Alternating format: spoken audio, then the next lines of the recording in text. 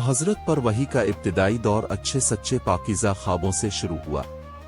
अब ख्वाब में जो कुछ देखते वो सुबह की रोशनी की तरह सही और सच्चा साबित होता। फिर मन जानिब कुदरत अब तन्हाई पसंद हो गए और अपने गार हिरा में खलवत नशीनी इख्तियार फरमाई और कई कई दिन और रात वहां मुसलसल इबादत और याद इलाही और जिक्र और फिक्र में मशगूल रहते। जब तक घर आने को दिल ना चाहता तोशा हमरा लिए हुए वहां रहते।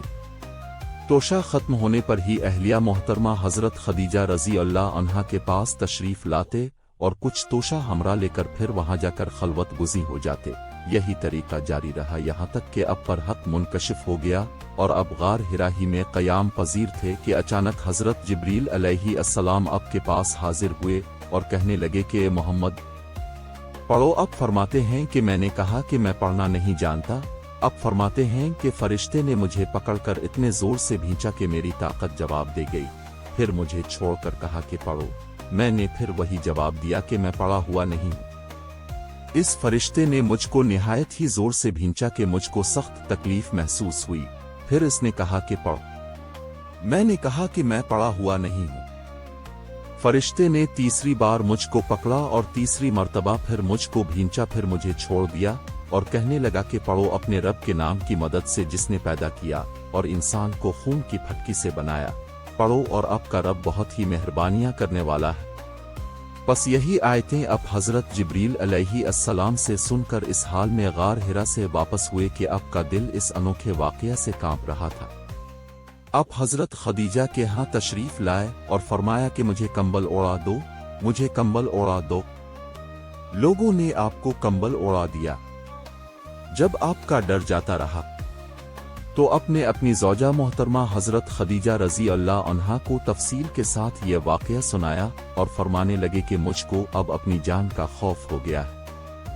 आपकी अहलिया मोहतरमा हजरत खदीजा रजी अल्लाह अन्हा ने आपकी ढारस बंधाई और कहा कि आपका ख्याल सही नहीं है।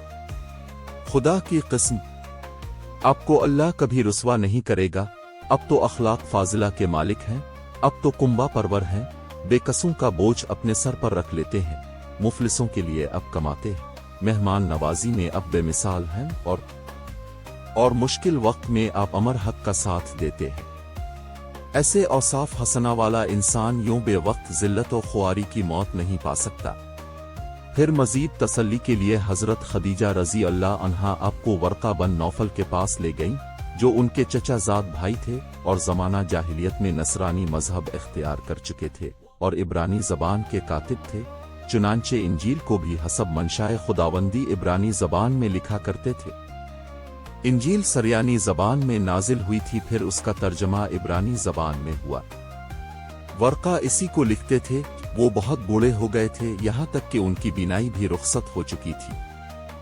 हजरत खदीजा रजी अल्लाह अन्हा ने उनके सामने अब के हालात बयान किए और कहा कि ये चचाजाद भाई अपने भतीजे मोहम्मद की ज़बानी ज़रा उनकी कैफियत सुन लीजिए। वो बोले कि भतीजे अपने जो कुछ देखा है इसकी तफसील सुनाओ। चुनांचे अपने अज अव्वल ता आखिर पूरा वाकया सुनाया, जिसे सुनकर वर्का बे इख्तियार होकर बोल उठे कि ये तो वही नामूस मुअज़्ज़ज़ राज़दान फरिश्ता है जिसे अल्लाह ने हजरत मूसा अलैहि अस्सलाम पर वही देकर भेजा था।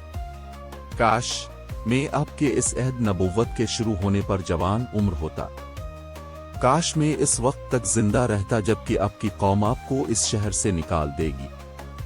रसूल करीम ने यह सुनकर ताज्जुब से पूछा कि क्या वो लोग मुझको निकाल देंगे, हालांकि मैं तो उनमें सादिक व अमीन व मकबूल हूँ। वर्का बोला, हाँ ये सब कुछ सच है, मगर जो शख्स भी आपकी तरह अमर हक लेकर आया लोग उसके दुश्मन ही हो गए हैं। अगर मुझे आपकी नबुव्वत का वो जमाना मिल जाए तो मैं आपकी पूरी मदद करूंगा।